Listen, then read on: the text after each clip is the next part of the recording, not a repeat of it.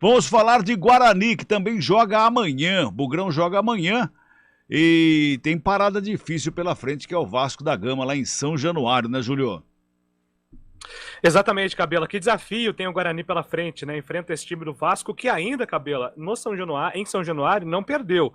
Em 13 jogos, o Vasco ainda não foi derrotado jogando dentro de casa, então é um número que preocupa um pouco o Guarani, porque é um grande desafio, né? Enfrentar o Cruz Maltino fora de casa, que apesar de estar pressionado, dos últimos 4 jogos, o Vasco perdeu 3, venceu apenas um contra o Tombense em São Januário.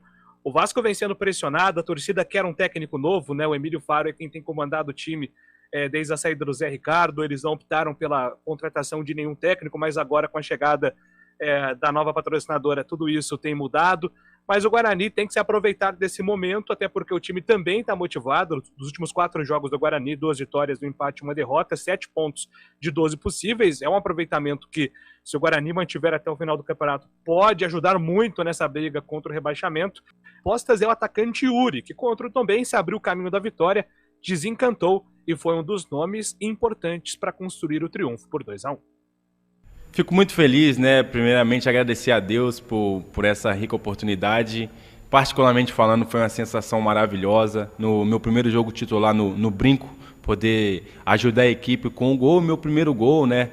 Isso é muito bom porque é algo que nós buscamos e eu venho trabalhando todos os dias para isso, né? Para ajudar a equipe. Não só com gol, tem outras formas de ajudar, mas quando um atacante ajuda com gol, ele faz um pouco mais da sua função, né? Então, fico muito feliz e tiro um pouco do peso do fardo, né? De sair o primeiro gol, mas agora é trabalhar e buscar para outros gols também.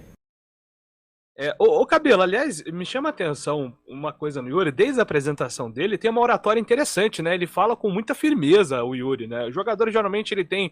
O Yuri ele imposta a voz, ele fala com firmeza, com convicção, tudo aquilo que ele acredita.